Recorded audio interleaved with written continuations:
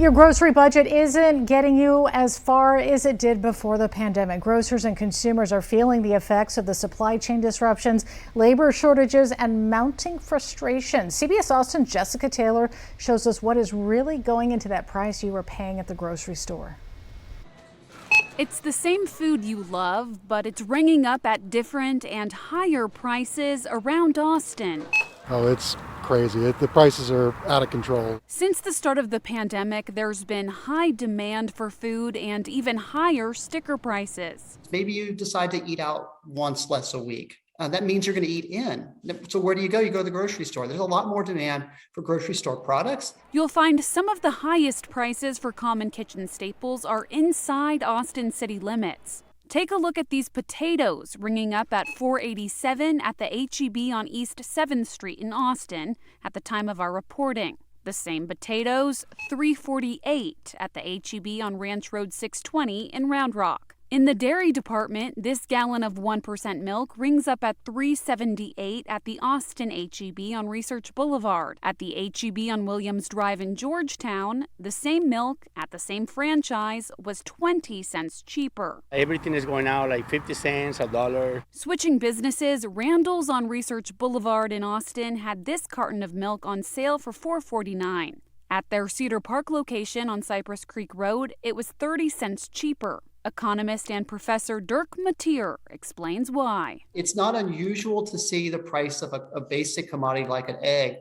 not be uniform. It just depends on how many sellers there are in a particular area and how much demand there is in that area. This 36-egg container at the Georgetown HEB rang up $5.02. In Austin, it's $6.29.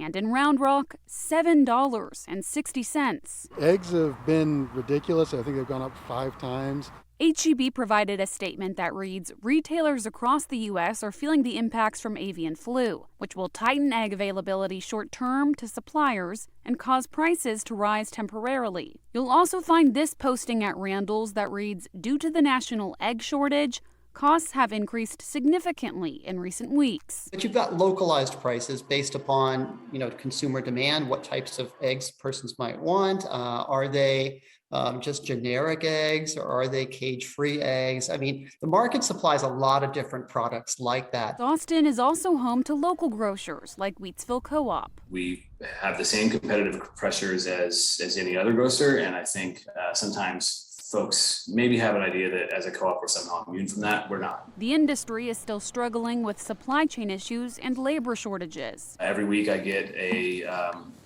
list of price increases from our suppliers. And in the past, that would be, a small handful of brands that might be increasing prices for one reason or another.